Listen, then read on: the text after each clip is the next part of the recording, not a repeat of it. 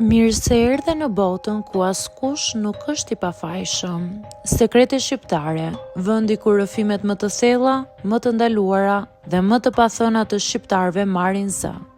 Na bëni subscribe për histori të ndryshme.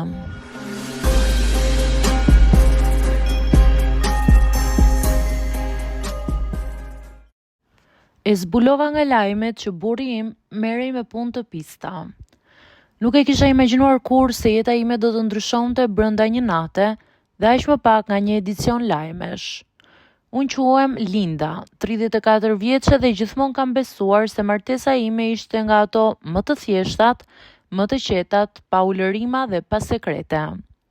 Në fakt, sekreti kishte qenë duke jetuar me mua çdo ditë, duke më puthur çdo mëngjes dhe duke u kthyer çdo natë në të njëjtin shtrat. Burri im, Genti, punonte sipas tij në një biznes. Asnjëherë nuk e shpjegonte qartë se në çfarë biznesi. E justifikonte me fjalin që nuk ke pse të merresh, është punë për meshkuj. Unë e pranoja nga që ai sillte rrogën në shtëpi, më mbante mirë dhe nuk na mungonte asgjë. E mendova si burrë ri dhe jo si fshehtësi. Por atë mbrëmje të errës shkurti, jeta ime u ndal. Po gatuaja darkën dhe lajmëtari në televizor foli me një ton që më ka ngritur qimet. Policia ka zbuluar një grup të strukturuar që merrej me aktivitete të palishme në Tiranë. Mes të arrestuarve dëgjova dhe emrin e burrit tim. Ngriva në vend. Trupi im u mpiks nga frika. E dija që shumë njerëz kishin të njëjtat iniciale, mund të kishin dhe të njëjtën moshë, por zemra më thoshte tjetër gjë. Pastaj në ekran u shfaq një video e arrestimit. Njëri nga burrat me kapuç në kokë u kthye paksa me profil.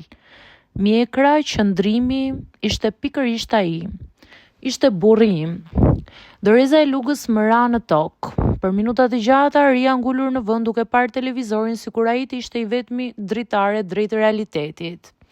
Gazetari vazhdoi duke thënë: grupi dyshohet se ka qenë aktiv prej vitesh dhe është marrë me aktivitete të palishme, mashtrime dhe pastrim parash përmes bizneseve fantazëm.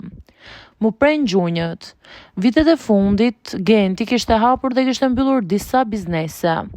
Unë nuk e kisha pyetur kurrë. Ai më thoshte gjithmonë se në Shqipëri biznesi varet nga fati, dhe unë e besoja në çdo gjë si një budallaqe. Por ai që më shkuli frymën ishte fraza e fundit e gazetarit. Hetimet po vazhdojnë, dyshohet se familjarët e afërt mund të kenë qenë të përfshirë ose në dieni. Unë në dieni? Zemra mu drodh, asgjë nuk dija. Pas pak minutash, dera e shtëpisë u përplas fort. Ishte pikërisht policia. Më kërkuan të hapja, pa më shikuar fare në fytyrë, të hapja të gjitha bisedat telefonike. Më pas vijuan duke më thënë: ju duhet të vini me ne për të dhënë deklarim. Nuk kisha ç'të thoja, nuk dija ç'të besoja. Ula në karrigen e komisariatit dhe avokatët pyesnin derisa unë përsërisja vetëm një gjë. Nuk di gjë. Ai është burri im, por nuk di gjë më tepër. Fjalët e mia dukeshin bosh krahasuar me provat që ata kishin.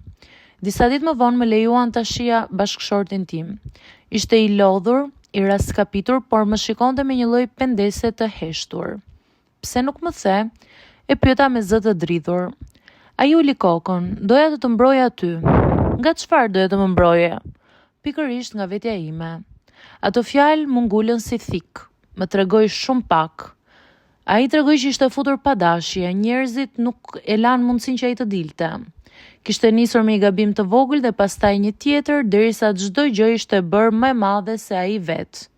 Dhe unë kam qenë duke fjetur pranë një njeriu që çdo natë kthej me mëkate që unë nuk i njihja.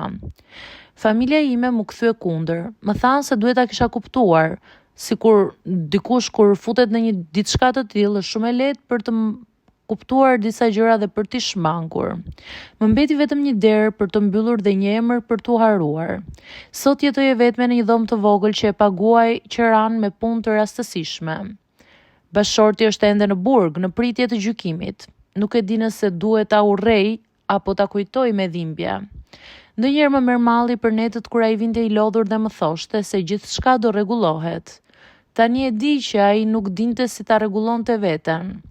E vërteta që mësova nga lajmet më la një plag që nuk mbyllet. Njeriu që do mund të jetë krejt tjetër në dritën e padukshme të jetës së tij të fshet. Dhe unë ende mundohem të kuptoj se kush kam qenë në gjithë këtë histori.